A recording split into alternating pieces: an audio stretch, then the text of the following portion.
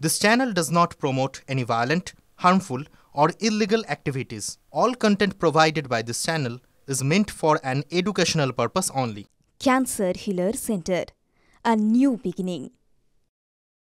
দেখুন ২৬-এর নির্বাচন এখনো মোটামুটি এক বছর দেরি আছে, কিন্তু তার আগে থেকেই বোধহয় রাজনৈতিক দলগুলো একের অপরের ওপর মনস্তাত্ত্বিক চাপ একটা দেওয়ার চেষ্টা ইতিমধ্যেই শুরু করে দিয়েছেন। শুভেন্দু অধিকারী আজকে কর্মসূচি ছিল তমলুকে, তিনি জানিয়েছেন যে আগামী বিধানসভা নির্বাচনে অন্তত পক্ষে ১৮০টা আসন তারা জয়ের লক্ষ্যমাত্রা নিয়ে নামতে চলেছেন, আশাবাদী তারা। পাশাপাশি এটা নিয়ে অঙ্গীকারবদ্ধ যে পূর্ব মেদিনীপুরের ১৬টা আসনই তারা জিতবেন।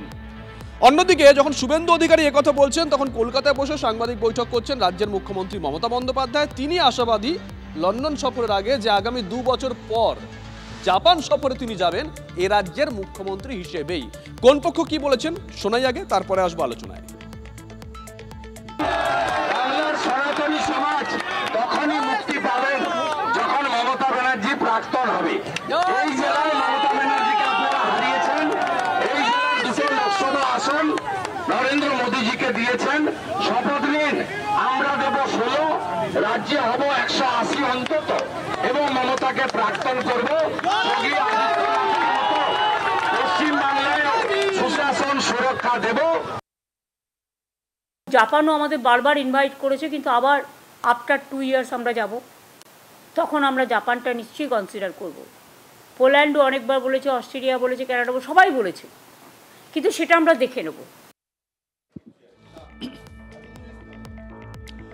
অনির্বাণ আমাদের সঙ্গে রয়েছেন, আমাদের সহকর্মী। অনির্বাণ, যে কোনো লড়াইতে তো এই মনস্তাত্ত্বিক চাপ তৈরি করা একটা কৌশল, এক্ষেত্রেও কি সেটাই করার চেষ্টা হচ্ছে 1 বছর আগে থেকে? নিশ্চিতভাবে মনস্তাত্ত্বিক কৌশল তো বটেই, মনস্তাত্ত্বিক চাপ তৈরি করার কৌশল তো বটে, কিন্তু এখানে কিছু রাজনীতির পাটিগণিত থাকছে একই সঙ্গে। শুভজিৎ, আমি তোমাকে বলতে চাইবো, তার কারণ দেখো তৃণমূল কংগ্রেসের পক্ষ থেকে কি বলা হচ্ছে, গতবার যত আসন জিতেছিলেন তার থেকে একটা বেশি হলেও চাই। তারা গতবারই 210-15 সীমা অতিক্রম করে গিয়েছিলেন। তার মানে বিজেপি কোথাও এটা স্বীকার করেই নিচ্ছে। শুভেন্দু অধিকারীর যে বক্তব্য যে 46% ভোট পেলে 180টা সিট পাওয়া যাবে, আসন পাওয়া যাবে, আগের দিন বলেছিলেন, আজকে লক্ষ্যমাত্রাই বাঁধছেন 180তে। অর্থাৎ বিজেপির কাছে কোথাও একটা এটা স্বীকার করে নেওয়ার জায়গা রয়েছে যে বিজেপি 180তেই তাদের লক্ষ্যটাকে নিবদ্ধ করতে চায়। তারা 200 আসন পাবে না, 200-র বেশি আসন পাবে না, 190ও পাবে না। একদম 180তে নেমে আসাটা কিন্তু একদিক থেকে স্পষ্ট যে মনস্তাত্ত্বিক চাপ তৈরির কৌশল হলেও একদিকে, অন্যদিকে বিজেপি এটা স্বীকার করে নিয়েই মাঠে নামছে যে অন্তত 114টা আসন পাওয়ার দৌড়ে তারা নেই। পশ্চিমবঙ্গ বিধানসভায় আসন সংখ্যা 294, তার মধ্যে যদি বিজেপির লক্ষ্যমাত্রা হয় 180টা আসন, তার মানে 114টা আসন তারা ছেড়ে দিয়ে খেলতে নামছে।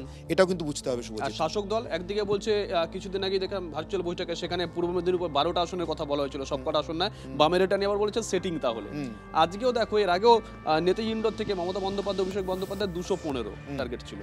একেবারেই তুমি যেমনটা বলছো যে 215 যে টার্গেটের কথা, এবং বলা হয়েছিল যে অভিষেক যখন বলেছিলেন গতবারের থেকে একটা হলেও বেশি চাই, মমতা বন্দ্যোপাধ্যায় বলতে উঠে বলেছিলেন, অভিষেক ঠিকই বলেছেন, আমি অত নির্দিষ্ট করে সংখ্যা বলি না, ওরা যেটা বলেছে ওটা ঠিকই বলছে। এবং অভিষেক বন্দ্যোপাধ্যায় তখন 2/3 থেকেও বেশি এই কথাটা উল্লেখ করেছিলেন। কিন্তু তুমি যে কথাটা বলছো যে ওদিকে 215, এদিকে কোনো একটা নির্দিষ্ট জেলাতে সব আসন না চাওয়া, তাহলে কি ওখানে ধরে নেবো তৃণমূল বাস্তবতার পথে হাঁটছে? বাস্তবিক রাজনীতির যে ছবিটা রয়েছে, ওখানে যা রাজনীতির সমীকরণ রয়েছে, তৃণমূল ওটা ধরে নিয়েছে ওখানে 12টার বেশি পাওয়া যাবে না, বাকি আসনগুলো ছেড়েই খেলতে নামছে। নিশ্চিতভাবে সিপিএম বা কংগ্রেসের পক্ষেও দূর থেকে দাঁড়িয়ে এই কারণে বলছি, 0 থেকে 215 বা 180 দুটোই অনেকটা দূর। এই মুহূর্তে দুজনেরই আসন সংখ্যা 0, ফলে এতটা দূর থেকে দাঁড়িয়ে তাদের পক্ষে সেটিং বলা ছাড়া, আমি বলবো কিছুটা অক্ষমের আস্ফালন ছাড়া তাদের কিছু করার নেই।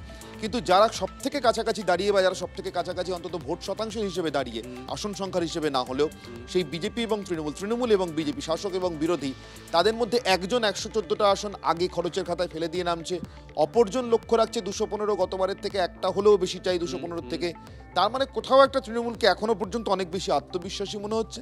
আর বিজেপির এই হিসেব কষাটা বাস্তব রাজনীতির প্রেক্ষিতে সমীকরণ মেনে নাকি এ রাজ্যের সংখ্যালঘু ভোট তাদের ঝুলিতে যাওয়ার কোনো আশা নেই বলেই তারা 114টা আসনের হিসেব ছেড়ে আপাতত অত্যন্ত প্র্যাগমেটিক হইতে বাস্তবিক জায়গা থেকে 180 ধরেই খেলতে নামছে। বেশ, অভিষেক বন্দ্যোপাধ্যায় সেদিনকে ঠিক কি বলেছিলেন শোনাই একবার। আমাদের লক্ষ্য, মমতা বন্দ্যোপাধ্যায় গত মাসে বিধানসভা থেকে বলেছে 2/3 বেশি আসন নিয়ে তৃণমূল ক্ষমতায় আসবে। 2/3 মানে 195 বা 196টা আসন। আমি আপনাদের বলবো, আমরা 214টা আসন 2021-এ পেয়েছিলাম। সেই লক্ষ্য অবিচল থেকে আমাদের সেই মাপকাঠি পেরিয়ে 215-র বেশি আসন নিয়ে চতুর্থবার যাতে বাংলার মুখ্যমন্ত্রী মমতা বন্দ্যোপাধ্যায় হয়, সেটা আমাদের সকলকে সুনিশ্চিত করতে হবে। এক চুল এক ছটাক জমি বিজেপি সিপিএম কংগ্রেসকে ছাড়বো না। এদের যত ক্ষমতা আছে প্রয়োগ করুক, মানুষের সমর্থন নিয়ে তৃণমূল কংগ্রেস আগামী দিন 215-র বেশি আসন নিয়ে ক্ষমতায় আসবে, এই বিশ্বাস আমি রাখি।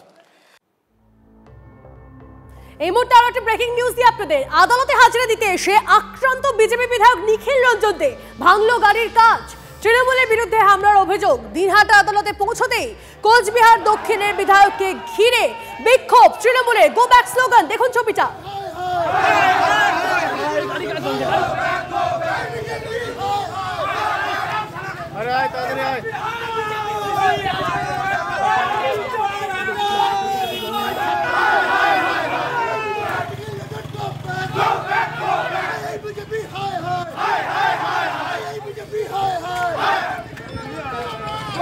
যে ছবি দেখছেন আপনারা সরাসরি দেখাচ্ছি, এক্সক্লুসিভ যে ছবি এসেছে আমাদের কাছে। দেখুন অবস্থা, দেখুন আদালতে হাজিরা দিতে গেছিলেন তিনি, সেই আদালতে হাজিরা দিতে এসে আক্রান্ত বিজেপি বিধায়ক নিখিল রঞ্জন দে, তার গাড়ির কাঁচ ভাঙা হলো। তৃণমূলের বিরুদ্ধে হামলার অভিযোগ। দিনহাটা আদালতে পৌঁছতেই কোচবিহার দক্ষিণের বিধায়ককে ঘিরে বিক্ষোভ তৃণমূলের। গো ব্যাক স্লোগান, দেখুন ছবিটা, দেখুন ভালো করে সামনে এই মুহূর্তে। এক্সক্লুসিভ ছবি টিভি 9 বাংলায়।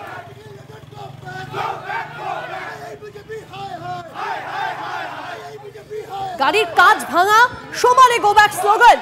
বিধায়ককে লক্ষ্য করে ইট ছোড়ার অভিযোগ সামনে এসেছে। যে ছবি দেখছেন আপনারা, তাকে ঘিরে ধরে দেখুন ছবিটা, দেখুন কিভাবে গো ব্যাক স্লোগান দেওয়া হচ্ছে, তাকে লক্ষ্য করে ইট ছোড়া হয় এমনটা অভিযোগ সামনে এসছে। সুমন কল্যাণ আমাদের প্রতিনিধি আমাদের সঙ্গে রয়েছেন সরাসরি। সুমন কল্যাণের সঙ্গে কথা বলি। সুমন কল্যাণ, এই পরিস্থিতি হলো কেন? একজন বিজেপি বিধায়ক তিনি এসেছিলেন আদালতে হাজিরা দিতে, তখন তাকে লক্ষ্য করে এই ধরনের পরিস্থিতি তৈরি কারা করলো? দেখো, মূলত অভিযোগের তীর কিন্তু তৃণমূলের বিরুদ্ধে, কারণ তৃণমূল কংগ্রেসের আজকে বেশ কিছু মানুষ তারা কিন্তু ছিলেন সেখানে, এমনটা তারা বলছেন। এবং কালো পতাকা প্রথমে দেখানো হয়েছে, তারপরে দেখানো হয়েছে তাকে ডিম ছোড়া হয়েছে এবং পরবর্তীতে তার গাড়ি ভাঙচুর করা হয়েছে। এই মুহূর্তে আমি ছবিটা দেখাবো যে এখানে কিন্তু পথ অবরোধ করেছে বিজেপির বিধায়করা, বিজেপির যারা রয়েছেন তারা করেছেন। তাদের কাছ থেকেই শুনবো, এখানে রয়েছেন অনেকেই, তার কাছ থেকেই শুনবো। বিজেপির বিধায়ক জেলা সভাপতি রয়েছেন, দেখুন দক্ষিণ বিধানসভার বিধায়ক নিখিল রঞ্জন দে তিনি কোর্টে গিয়েছিলেন দিনহাটায়, তার হাজিরার ডেট ছিল আজকে। সেই হাজিরা দিতে গিয়ে কোর্ট চত্বরের মধ্যে তার উপরে হামলা হয় এবং গাড়ির কাঁচ ভেঙে দেওয়া হয় এবং গাড়ির টায়ার পাংচার করে দেওয়া হয়। যে আজকে একটা কোর্ট চত্বরে কারা করেছে, অভিযোগ কার বিরুদ্ধে? তৃণমূল ছাড়া কে করবে? যারা আজকে প্রশাসকে আসে, প্রশাসন বলে তো কেই নেই। আজকে এখানটায় কার শাসন চলছে? প্রশাসকের শাসন চলছে, প্রশাসন বলে কিছু নেই। আজকে মুখ্যমন্ত্রী নিজে পুলিশ মন্ত্রী। কালকে শুভেন্দু অধিকারী আক্রান্ত হয়েছিল, আজকে আপনার বিধায়ক আক্রান্ত হলো, একের পর এক ঘটনা ঘটছে। এদের তো কৃষ্টি কালচার তাই। তৃণমূল তো আর কোনো উপায় নেই, ওরা ভালো করেই জানে মানুষ আমাদের পাশে নেই। আমাদের একমাত্র অস্ত্র হচ্ছে গুন্ডামি করে আমাদের ক্ষমতায় থাকতে হবে। এই অবরোধ কতক্ষণ চলবে? যতক্ষণ প্রশাসন না আমাদের সঙ্গে কথা বলছেন ততক্ষণ আমাদের এই অবরোধ চলবে। ফলে একটা ব্যাপার কিন্তু স্পষ্ট যে আজকে এই অবরোধ তারা করবেন একটাই কারণ, এবং সেটা কিন্তু তারা স্পষ্ট করে দিয়েছেন যে তাদের দক্ষিণের বিধায়ক, তার উপর হামলা হয়েছে এবং হামলা করেছে তৃণমূল কংগ্রেস, তার উপর ডিম ছোড়া হয়েছে, তার গাড়ি ভাঙচুর করা হয়েছে, প্রথমে টায়ার পাংচার করে দেওয়া হয়েছে। সব মিলিয়ে আজকে কিন্তু কোচবিহারের এই মরাপোড়া চৌপতিতে এই মুহূর্তে চলছে অবরোধ।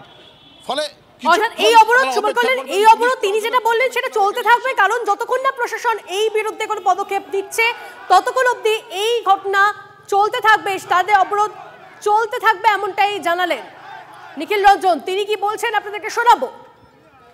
তৃণমূল কংগ্রেসের কর্মী সমর্থকরা কেন বিক্ষোভ দেখালো, কি ব্যাপার তা তো জানি না। তার মানে আদালতের কাজে আমাদের বিজেপির যারা বিধায়ক বা বিজেপির কার্যকর্তা তারা আদালতে উপস্থিত হতে পারবে না, এই ধরনের কালচার চলছে পশ্চিমবঙ্গে।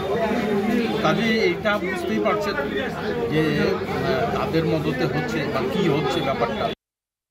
এই নিয়ে তৃণমূল নেতা জয়প্রকাশ মজুমদার, তাদের প্রতিক্রিয়া আমাদের কাছে এসেছে, তিনি কি বলছেন শুনুন। আজকের যে বিক্ষোভ সেটা স্বতঃস্ফূর্ত মানুষের বিক্ষোভ। তার কারণ হচ্ছে গত কয়েকদিন ধরে শান্ত বাংলাকে অশান্ত করার জন্যে বাংলার রুচিশীল মানুষ সেটা মেনে নিতে পারে না। তাই জন্যেই সাধারণ মানুষের স্বতঃস্ফূর্ত প্রতিবাদের সম্মুখীন হতে হয়েছে নিখিলবাবুকে।